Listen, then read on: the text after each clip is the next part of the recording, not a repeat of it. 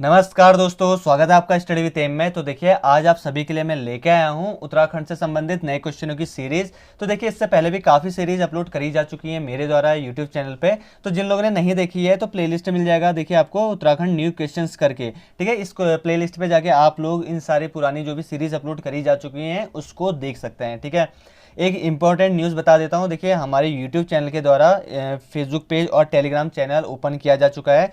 Telegram में join करने के लिए देखिए आपको नीचे डिस्क्रिप्शन बॉक्स में लिंक मिल जाएगा। लेकिन अगर आपको हमारे फेसबुक पेज पे ज्वाइन होना है तो आपको अपने फेसबुक पे सर्चिंग बार पे आपको लिखना होगा स्टडी विथ एम पेज। ठीक है, तो जैसे कि आप हमारे यूट्यूब चैनल का आइकन देख रहे हैं, इसी आइकन पे आपको फेसबुक पेज भी मिल जाएगा। आप उसको ज्वाइन जरूर कर लीजिएगा। इसमें आपको फ्री स्टडी मटेरियल्स दिया जा रहा है बिना किसी पेड के। ठीक है, आपको किसी भी इस ग्रुप में ज्वाइन करने के लिए कोई भी पे नहीं करना है। ठीक है, तो आप लोग इस ग्रुप को ज्वाइन कर सकते हैं अगर आप इच्छुक हैं तो। ठीक है, बाकी देखिए इससे पहले जो पार्ट 22 लेके आया था उसमें मैंने बोला था कि आप सभी लोग अपना जो स्कोर है वो कमेंट जरूर करिएगा। बहुत सारे लोगों ने कमेंट भी किया। जो जिन लोगों ने कमेंट किया है उनका जो कमेंट है मैं आपको पब्लिश कर रहा हूँ, स्क्रीन आउट कर रहा हूँ मैं आपको। देखिए तो ये वही लोग हैं, देखिए हर दिन हर वीडियोस पे अपना स्कोर शेयर करते हैं, बहुत अच्छा लगता है। और स्टडी विथ एम इन सभी लोगों को एक बार फिर से wish you all the best बोलता है। आप लोग इसी तरीके से अपनी तैयारी पे लगे रहिए। बाकी कोई भी अगर आपको किसी भी चीज़ की प्रॉब्लम्स होती है पढ़ाई से संबंधित तो आप मेरे को कमेंट बॉक्स में कमेंट जरूर कर सकते हैं। ठीक है, तो बाकी आज की वीडियो की ओर बढ़ते हैं, ज़्यादा टाइम वेस्ट ना करते हुए। देखिए आज की जो वीडियो है उसका पहला क्वेश्चन है आपका। देखिए यहाँ पे गढ़वाल शब्द में ओणम का अर्थ है। ठीक है, कभी कभार देखिए यूके ट्रिपल एस है ना, तो बहुत से नए शब्द पूछ के लिए आता है कि ओणम का शब्द का ओणम का अर्थ क्या है, या कुछ ऐसे डिफिकल्ट वर्ड ले आता है जिसमें आपको बताना होता है कि इसका अर्थ क्या है। ठीक है, तो सबसे पहला ऑप्शन आपका पकवान, दूसरा त्योहार, तीसरा आपका तूफान और चौथा आपका नृत्य। ठीक है, तो देखिए आपका ओणम शब्द होता है उसका जो सही अर्थ होता है वो होता है आपका तूफान। तो यानी कि इसका तीसरा जो ऑप्शन है वो आपका सही आंसर है यहाँ पे।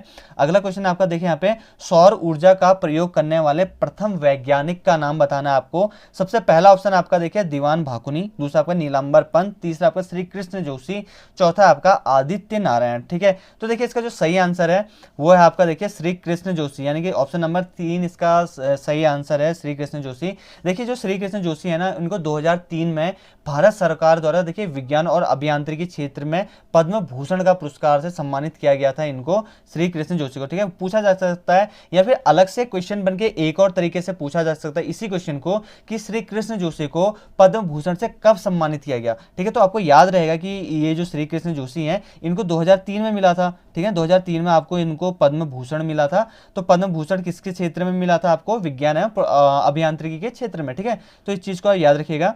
अगला क्वेश्चन है आपका देखिए उत्तराखंड का सर्वाधिक साक्षरता वाला जनपद। ठीक है, क्योंकि देखिए आपका जो ये जनसंख्या है जो आपकी 2011 में हुई थी, तो अब अगली जनसंख्या होने वाली है, तो अब जो ये जनसंख्या है उसके आंकड़े पूछे जा सकते हैं आपसे आने वाले टाइम पे जो भी आपके पेपर होने वाले हैं तो उसमें भी पूछे जा सकते हैं। तो इन चीज़ों को आप याद रखिए।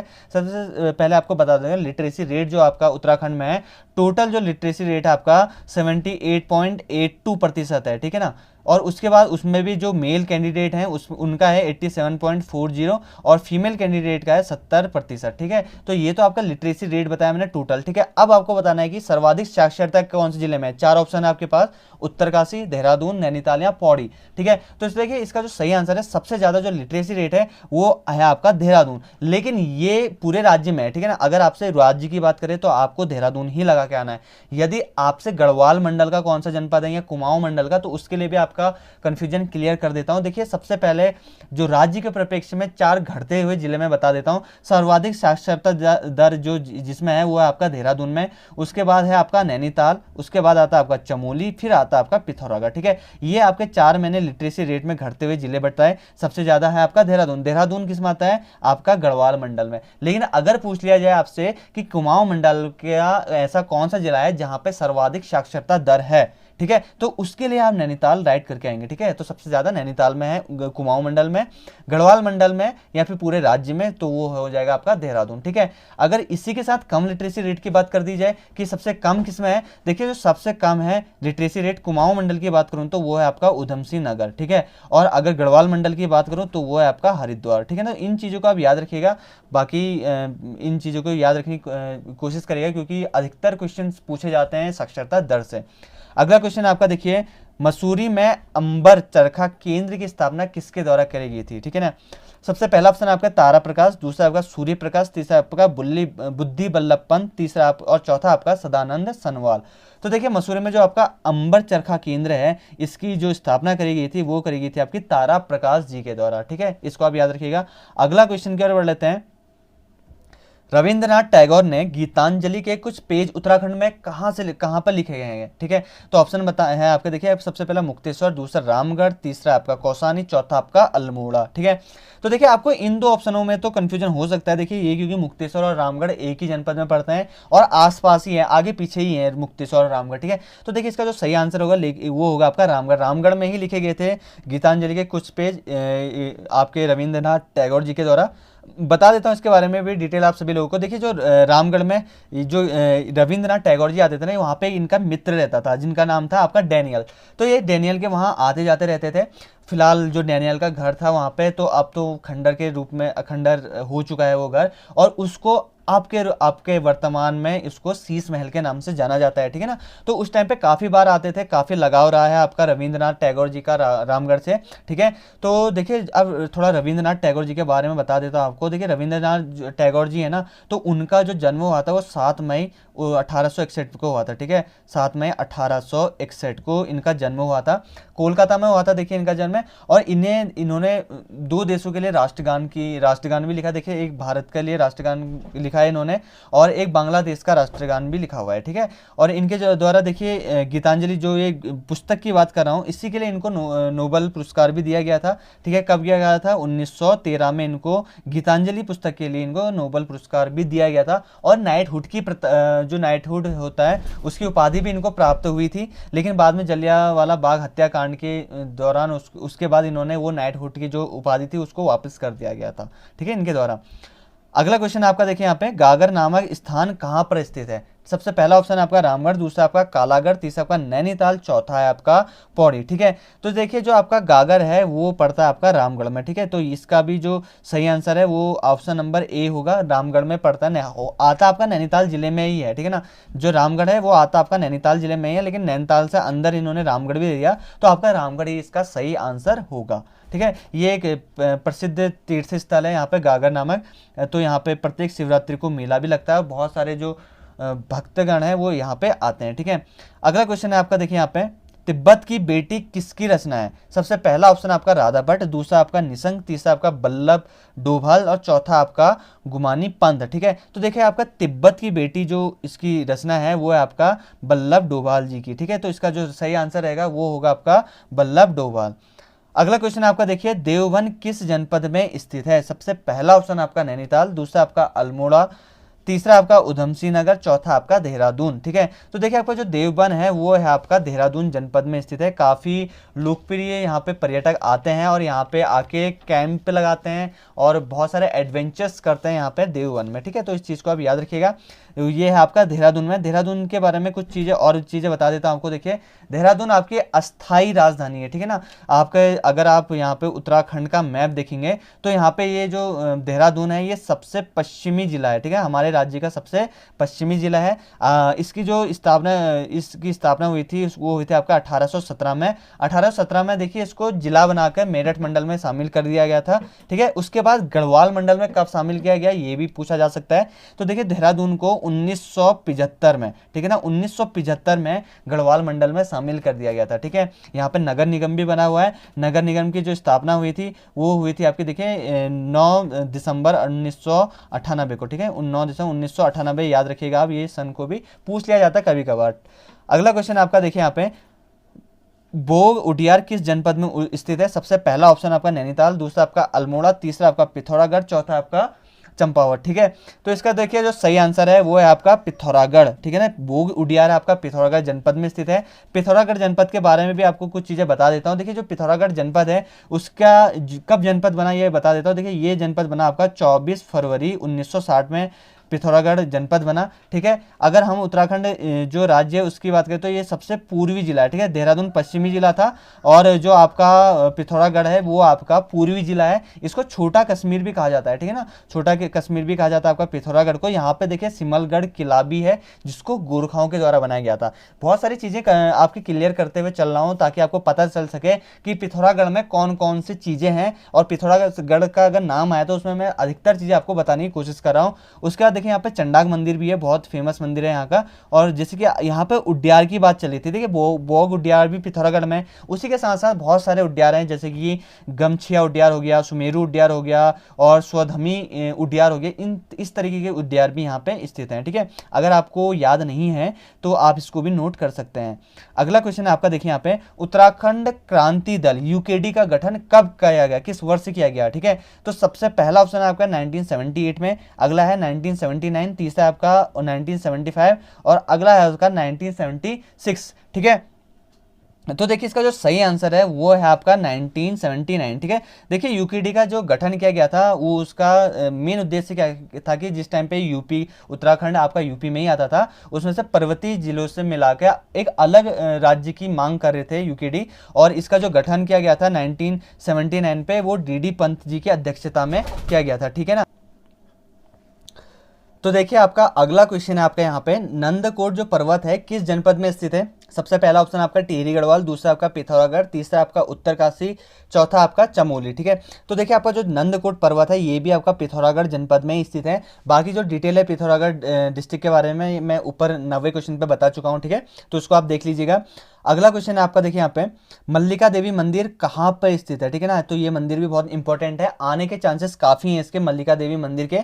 सबसे पहला ऑप्शन आपका पौड़ी, दूसरा आपका अल्मोड़ा, तीसरा आपका बागेश्वर और चौथा आपका उत्तरकाशी। ठीक है, तो देखिए इसका जो सही आंसर है मल्लिका देवी का मंदिर वो है आपका अल्मोड़ा जनपद में स्थित। ठीक है, तो इसमें देखिए अल्मोड़ा ज़िले के बारे में आपको यहाँ पे 2-3 चीज़ें आपको क्लियर कर देता हूँ जो कि आपके आने वाले एग्ज़ाम है उसमें पूछा जा सकता है। देखिए अल्मोड़ा ज़िला जो है वहाँ पे जो अल्मोड़ा नगर है ये नगर 2 नदियों के मध्य में बसा हुआ है। एक तरफ आपकी कोसी नदी बहती है तो दूसरी जगह आपका सुयाल नदी बहती है। ठीक है, तो देखिए अल्मोड़ा में देखिए चंद शासक की राजधानी भी रही। सबसे पहले देखिए चंद शासक की जो राजधानी थी वो थी आपकी चंपावत से स्थानांतरित करके अल्मोड़ा ही लाया गया था। किसके द्वारा, भीष्मचंद्र के द्वारा लाया गया था। ठीक है, अगर अल्मोड़ा में बात करूं देखिए कभी कभार तड़ाक ताल पूछ लिया जाता है कहाँ पे, ये भी अल्मोड़ा में है। खगमरा किला जिसके लिए मैंने वीडियो बनाए थे, अगर आप लोगों में से किसी ने खगमरा किला नहीं देखा है तो हमारे यूट्यूब चैनल पे खगमरा किला मिल जाएगा आपको। आप वीडियोस पे जाके खगमरा किला स्टडी विद एम करके अगर टाइप करेंगे आपको खगमरा किला भी मिल जाएगा जहाँ पे वहाँ पे वीडियो शूट किया हुआ है। उसके बाद देखिए मल्ला महल भी आपको मिल जाएगा, मल्ला महल भी आपका अल्मोड़ा में ही है। ठीक है, जहाँ पे वर्तमान में तहसील स्थापित है। अगला क्वेश्चन आपका देखिए यहाँ पे, उत्तराखंड में वासुदेव मंदिर किस जनपद में स्थित है। ठीक है, सबसे पहला ऑप्शन आपका चमोली, दूसरा ऑप्शन आपका देखिए रुद्रप्रयाग, तीसरा आपका टिहरी, चौथा आपका अल्मोड़ा। तो देखिए आपका जो वासुदेव मंदिर है वो है आपका रुद्रप्रयाग जनपद में स्थित है आपका वासुदेव का मंदिर। अगला क्वेश्चन आपका देखिए, स्वच्छ सर्वेक्षण 2019 में उत्तराखंड की सबसे स्वच्छ छावनी है, छावनी का नाम बताना है 2019 में सबसे सर्वश्रेष्ठ छावनी कौन सी रही। देखिए सबसे पहला ऑप्शन है आपका रानीखेत, दूसरा देहरादून, तीसरा आपका अल्मोड़ा छावनी और चौथा आपका रुड़की छावनी। ठीक है, तो देखिए बहुत जगहों पे यहाँ पे रानीखेत छावनी भी दिया है लेकिन इसका जो सही आंसर है वो है आपका अल्मोड़ा छावनी को सबसे स्वच्छ छावनी का दर्जा दिया गया है 2019 में। ठीक है, अगला क्वेश्चन आपका देखिए यहाँ पे, चौफिट शिखर बुग्याल कहाँ पर स्थित है। सबसे पहला ऑप्शन आपका पौड़ी, दूसरा ऑप्शन आपका रुद्रप्रयाग, तीसरा ऑप्शन है आपका चमोली, चौथा ऑप्शन है आपका उत्तरकाशी। ठीक है, तो देखिए आपका जो चौफिट बुग्याल है, चौफिट शिखर बुग्याल है वो है आपका चमोली में। ठीक है, चमोली डिस्ट्रिक्ट में स्थित है। ठीक है, अगर चमोली डिस्ट्रिक्ट की बात करूँ तो इसका जो गठन हुआ था, इसका गठन भी 24 फरवरी 1960 में हुआ था। देखिए इसको जो पौड़ी जनपद है, पहले पौड़ी जनपद के अंतर्गत आता है, पौड़ी से अलग करके बनाया गया आपका चमोली जनपद। ठीक है, देखिए यहाँ पे जो चमोली जनपद है उसमें 1970 के टाइम पे क्या आ गई थी, यहाँ पे बहुत भयंकर बाढ़ आ गई थी अलकनंदा नदी के में। ठीक है, अलकनंदा नदी बहती है यहाँ पे, तो वहाँ पे बहुत भयंकर बाढ़ आ गई थी। उसके कारण यहाँ का जो मुख्यालय है वो शिफ्ट करना पड़ा, कहाँ पे, वो करना पड़ा आपका गोपेश्वर पे। ठीक है, तो यहाँ पे इस चीज़ को भी याद रख सकते हैं। जो चमोली का हेडक्वार्टर है, अधिकतर अमूमन ये देखा जाता है कि जो डिस्ट्रिक्ट होता है उसका हेडक्वार्टर डिस्ट्रिक्ट के अंदर ही होता है, लेकिन उसी शहर पे होता है, लेकिन इसका थोड़ा सा हटके थोड़ा सा 15 से 20 किलोमीटर आगे आपका गोपेश्वर पे स्थित है। अगला क्वेश्चन देखते हैं यहाँ पे। देखिए, टिंचरी माई पुस्तक के लेखक का नाम बताना है आप सभी लोगों को। सबसे पहला ऑप्शन आपका कुलदीप रावत, दूसरा आपका यशवंत सिंह कटौर, तीसरा आपका अजय रावत, चौथा आपका घनश्याम जोशी। ठीक है, तो देखिए जो टिंचरी माई पुस्तक लिखी गई है ये लिखी गई है आपकी कुलदीप रावत जी के द्वारा। अगला क्वेश्चन आपका देखिए यहाँ पे, ऊंटेश्वर मंदिर समूह किस जनपद में स्थित है? सबसे पहला ऑप्शन आपका पिथौरागढ़, दूसरा अल्मोड़ा, तीसरा आपका रुद्रप्रयाग, चौथा आपका चंपावत। ठीक है, देखिए जो ऊंटेश्वर मंदिर है ये मंदिर समूह है ये आपका अल्मोड़ा जनपद में स्थित है। अगला क्वेश्चन आपका देखिए, रात अभी भी मौजूद है, ये कृति किसकी कृति है, ये इसके लेखक कौन है आपको बताना है। सबसे पहला आपका लीलाधर जगूड़ी, दूसरा आपका चंद्र कुंवर, तीसरा आपका गुमानी पंत, चौथा आपका सुमिता नंदन पंत। ठीक है, तो देखिए इसका जो सही आंसर है ये आपका लीलाधर जगूड़ी, लीलाधर जगूड़ी के द्वारा ही लिखी गई है रात अभी भी मौजूद है। ठीक है, तो देखिए इनका जो जन्म हुआ था वो 1 जुलाई 1944। ठीक है, सन याद रखिएगा आप, सन काफी इंपॉर्टेंट है। 1 जुलाई 1944 को धंगल गांव टिहरी पे इनका जन्म हुआ था। इनको देखिए साहित्य पुरस्कार भी मिला हुआ है लीलाधर जगूड़ी को 1977 में। ठीक है, 1977 पे इनको साहित्य अकादमी पुरस्कार भी दिया गया है। ठीक है, तो इस चीज को याद रखिएगा। अगला क्वेश्चन आपका देखिए यहाँ पे, ब्राह्मणों पर कुशही कर लगाया गया था, किसके द्वारा लगाया गया था ब्राह्मणों पर कुशही कर? सबसे पहला आपका अंग्रेजों के द्वारा, दूसरा आपका गोरखों के द्वारा, तीसरा आपका चंदों के द्वारा और चौथा आपका परमाणु के द्वारा। ठीक है, तो देखिए ये लगाया गया था आपका गोरखों के द्वारा। ऑप्शन नंबर बी यहाँ पे सही आंसर रहेगा। ठीक है, देखिए जब तक यहाँ पे गोरखा शासन नहीं था यहाँ पे कुमाऊं पे, तो उस टाइम पे क्या होता था, गोरखाओं से पहले ब्राह्मणों पर कोई भी कर नहीं लगाया जाता था। ठीक है, लेकिन जैसे ही यहाँ पे 1797 में यहाँ के आसपास यहाँ पे बमसा और रुद्रवीर शाह का कुमाऊं की सत्ता आई, उनके हाथ में सत्ता आई, तो ब्राह्मणों और जो काश्तकार ब्राह्मण थे उन पे क्या लगाया गया इनके द्वारा, कुशही कर लगाया गया। देखिए जो कुशही कर होता था ना वो भूमि पर लगाया जाता था इनके द्वारा, ब्राह्मणों के लिए लगता था ये कुशही कर। ठीक है, तो इस चीज को याद रखिएगा। अगला क्वेश्चन है आपका देखिए यहाँ पे, देहरादून का सुल्तान किसे कहा जाता है? सबसे पहला ऑप्शन है आपका महावीर त्यागी, दूसरा आपका संजीव जोशी, तीसरा आपका हर्षदेव ओली, चौथा आपका कुंवर सिंह। तो देखिए इसका जो सही आंसर रहेगा वो रहेगा आपका महावीर त्यागी। ठीक है, तो ठीक है दोस्तों, ये होती थी मेरी 20 क्वेश्चनों की सीरीज लेकर आया था आप सभी लोगों के सामने। उम्मीद यही करता हूँ कि आप सभी लोगों को ये जो वीडियो है वो पसंद आई होगी और इसके सारे क्वेश्चन आपको अच्छे लगे होंगे। तो आपको अगर ये वीडियो पसंद आई तो मेरी इस वीडियो को लाइक कमेंट जरूर करिएगा और मेरी इस यूट्यूब चैनल को सब्सक्राइब जरूर कर लीजिएगा। बाकी आगामी जितने भी आप सभी के पेपर होने वाले हैं स्टडी विद इन की ओर से अभी से आपको विश ऑल द बेस्ट। धन्यवाद।